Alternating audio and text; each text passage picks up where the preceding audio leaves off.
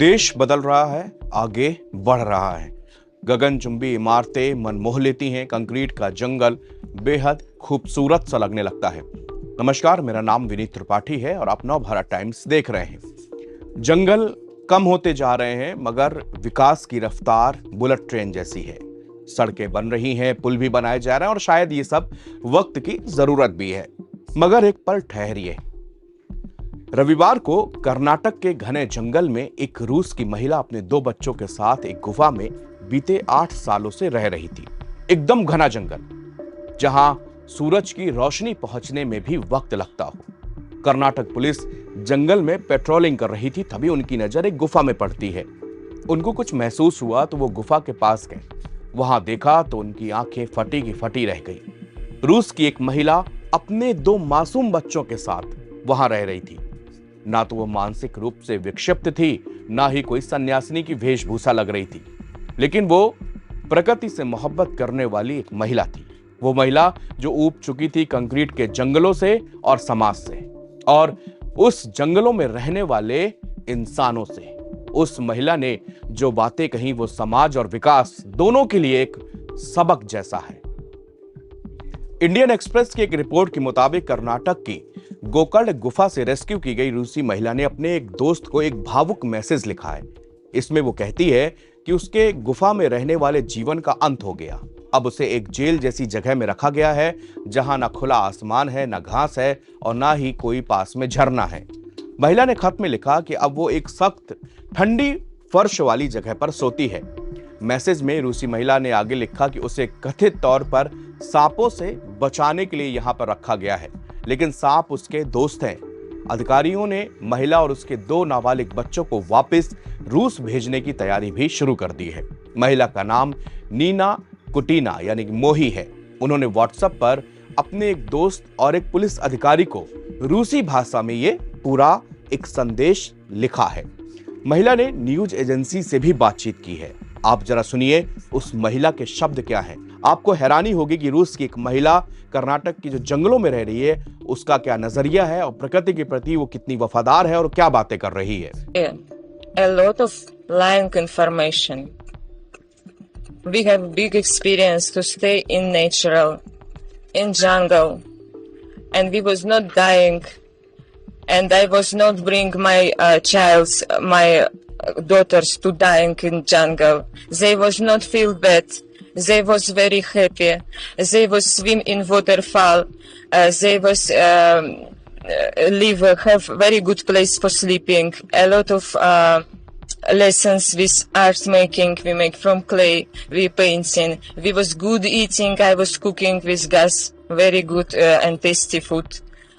And never like I crazy and I go to God and do not give my child anything. No, opposite. They have everything best. They was have and dress and sleeping good and art lessons and lessons about how write and read. And they not dying from hunger. No, never. It's everything not true. But why, ma'am? Why you're with your two young daughters? You're looking so happy. Your kids looking very happy. You're staying here. I have a lot of websites like social net. My profile have a lot of video about our life experience and a lot of years, different country, like near 20 country I live, different forests, because we love natural and because we try to use it, all what natural can give, health, water, air, you can do moving, do yoga, wake up with sunrise, sleep on ground, all it's give very, very big health and very, very a lot of good. We full of health, you understand? Today they bring us to hospital for Doctors Lucas. It was first time my daughters was in hospital. They full of health. Not one pain they not have. I burned themselves. And not one time their life they not have sick, like big sick. And snacks, for all time we live, yes, we look a few snacks. But same time in Gokarna Group, people put photo about snacks come to home, to kitchen, to toilet, to everywhere. It's same. महिला ने बताया कि वो हिमालय के साधुओं की तरह जीवन जी रहे थे। 40 साल की महिला का नाम नीना कोटिना है और उसने भारत आकर अपना नाम मोही कर लिया था। वह शांति और अध्यात्म की तलाश में भारत आई थी। महिला उत्तरा कन्नड़ के राम तीर्थ पहाड़ियों से मिली है। वो पूरी तरह से आइसोलेशन में रह रही थी, घने जंगलों और खड़ी पहाड़ियों से घिरी हुई। उसका बाहरी दुनिया से ना कोई नाता था, ना कोई संपर्क, ना कोई रिश्तेदारियां, ना कोई दोस्त, ना कोई मोहब्बत, कुछ नहीं। वहां सिर्फ वो अपने 2 बच्चों और 6 साल के प्रिया और 4 साल का अमा ही उसके साथ थे। इन तीनों के अलावा उनके पास थी एक रुद्रा की मूर्ति जिसकी वो पूजा करती थी। पुलिस के मुताबिक वो अपना दिन पूजा, ध्यान, अध्यात्म, मौन में बिताती थी। ऐसा लगता कि उसे बाहरी दुनिया की भागदौड़ से कोई फर्क नहीं पड़ता। उसका लक्ष्य था आंतरिक शांति, मन का सुकून। पुलिस ने यह भी बताया कि इलाके में लैंडस्लाइड हुआ था, तो वो पेट्रोलिंग कर रहे थे। कहां इस लैंडस्लाइड में कोई शख्स तो मलबे पे नहीं दब गया है। वो जंगली इलाके में उतरे, उन्हें एक गुफा नजर आती है। यहां कुछ कपड़े दिखे, जिसके बाद वो हैरान हुए कि इस बीहड़ जंगल में जानवरों के सिवा भला कौन रह सकता है। वो अंदर गए तो रुद्रा की तस्वीर रखी थी जिसकी पूजा की गई थी। एक बच्ची वहां पर खेल रही थी और दूसरी बच्ची सो रही थी। यहीं पर उन्हें एक रूसी महिला नजर आई। Superintendent of police M Narayan ने बताया कि अधिकारी ये देखकर हैरान थे कि वो 2 बच्चों के साथ वहां कैसे जीवित रही। वहां का इलाका और हाल में हुई भीषण बारिश को देखते हुए यह बेहद मुश्किल था। इससे भी ज्यादा चौंकाने वाली बात यह है कि उसका वीजा 2017 में ही खत्म हो गया। वो सालों से यहां छिपी हुई थी और किसी को भी उसके बारे में कोई जानकारी नहीं थी। मोही ने पुलिस को बताया कि उन्हें भारत, जंगल और ध्यान, अध्यात्म बेहद पसंद है। उन्हें अपने देश वापस भेजे जाने का दुख है। कोटिना पहली बार 2016 में बिजनेस वीजा के साथ भारत आई थी। उनका वीजा 17 अप्रैल 2017 को खत्म हो गया, तो वो वापस नहीं लौटी। 2018 में एग्जिट परमिट मिलने और नेपाल की यात्रा करने के बाद भी वो भारत लौट आई और कर्नाटक के तटीय जंगलों में चली गई। कोटिना ने बताया कि उनकी दोनों बेटियां भारत में ही पैदा हुई। हालांकि उन्होंने बेटियों के पिता के बारे में कुछ भी बताने से साफ इनकार किया। पुलिस ने उन्हें वहां से निकलने के लिए कहा, लेकिन महिला ने इनकार कर दिया। काफी कोशिश के बाद महिला को वहां से निकाला गया। जब पुलिस ने उन्होंने कहा कि यहाँ पे जंगली जानवरों का डर है, तो महिलाओं ने कहा कि उसे जानवरों से नहीं, इंसानों से डर लगता है। वहीं जब उसे सांपों के डर के बारे में बताया गया तो बोली कि सांप हमारे दोस्त हैं, हम उन्हें नुकसान नहीं पहुंचाते और वो भी हमारा कुछ नहीं करते।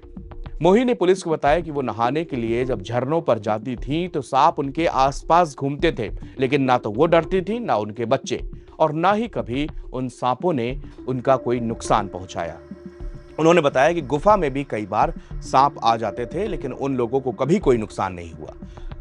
मोही ने गुफा में खाने पीने का सामान जमा कर रखा था। वो कम कपड़े ही पहनती हैं, प्राकृतिक रोशनी में ही रहती हैं। कोटिना अक्सर अपनी बेटियों को गोकर्ण और दूसरी जगहों पर ले जाती थी, लेकिन हमेशा वापस गुफा पर आ जाती थी। उसने अपने बच्चों के साथ एक रूटीन बना रखा था। सुबह सोकर उठने के बाद पूजा पाठ करना, मंत्रोच्चारण करना, ध्यान लगाना, योगा करना। वो बच्चों के साथ पेंटिंग करती थी, भजन गाती थी और इसी तरह ये 24 घंटे का सफर गुजर जाता था। ये महिला एक सबक है। आज हम लोग किस युग में जी रहे हैं, किस भागम भाग भरी जिंदगी में जी रहे हैं और किस आपाधापी में जी रहे हैं। लेकिन रूस की एक महिला अगर बिजनेस परमिट लेके इंडिया आई तो आप सोच सकते हैं कि उसके पास ना तो धन की कमी रही होगी, ना ही उसको किसी तरह का मानसिक विक्षिप्त था, ना ही उसको कहीं कोई अवसाद जैसी कोई समस्या थी। लेकिन उसको मोहब्बत सी प्रकृति से, उस प्रकृति से जिससे हम लोग दूर होते जा रहे हैं, उस अध्यात्म से उसको मोहब्बत थी जिससे हम लोग छोड़ते जा रहे हैं, उस पूजा पाठ, उस पद्धति से उसको मोहब्बत थी जो हमारी भारत की एक संस्कृति रही है, जो हमारी दिनचर्या में शामिल रहा है। लेकिन आपाधापी और मेट्रोपॉलिटन शहर की चकाचौंध में हम लोग कहीं दूर निकल गए हैं। लेकिन जो लोग इनको पहचानते हैं, जो लोग भारत की अध्यात्म शक्ति को पहचानते हैं, जो भारत की संस्कृति को पहचानते हैं, जो हिंदुस्तान की मिट्टी को जानते हैं, जो यहाँ की नदी, पहाड़, झरने, जानवरों से मोहब्बत करते हैं, वो चाहे 7 समंदर पार हो, वो चुंबक की तरह यहाँ पर खींचे चले आते हैं। और शायद ये महिला 2016 में जब हिंदुस्तान आई होगी तो शायद कुछ अपने बिजनेस समिट के लिए या बिजनेस के पर्पज से आई होगी। मीटिंग करके वापस इसको अपने देश रूस लौट जाना चाहिए, लेकिन इसको मोहब्बत हो गई, इसको इस देश से, इस मुल्क से, इस मिट्टी से, यहाँ की संस्कृति, यहाँ की भाषा से, यहाँ के अध्यात्म से, यहाँ की शांति से, और ये इसमें इतना लीन हो गई कि यहीं पर इसके बच्चे हुए। 8 साल की एक गुफा में एक सन्यासी, एक साधु जैसे जीवन जीता है, वैसे ना कोई स्कूल, ना मेट्रो, ना बुलेट, ना हवाई जहाज, ना मॉल, ना रेस्तरा, ना क्लब, ना पार्टी, कुछ नहीं। सबसे दूर एक अध्यात्म की ओर, एक शांति की ओर, एक अपने आप को पहचानने की तरफ, जिसको कहते हैं कि अगर आपने अपने आप को पहचान लिया तो शायद आप ईश्वर को पहचान सकते हैं। ये शायद उसी खोज में, उसी तलाश में, एक एकांत में ये महिला अपने आप से बातें कर रही थी और अपने आप को खोजने में लगी थी। अब वो दुख और तकलीफ में है क्योंकि उसको डिटेन कर लिया गया है और अब लीगल एक्शन के तहत उसको वापस उसके देश भेजा जा रहा है। शुक्रिया।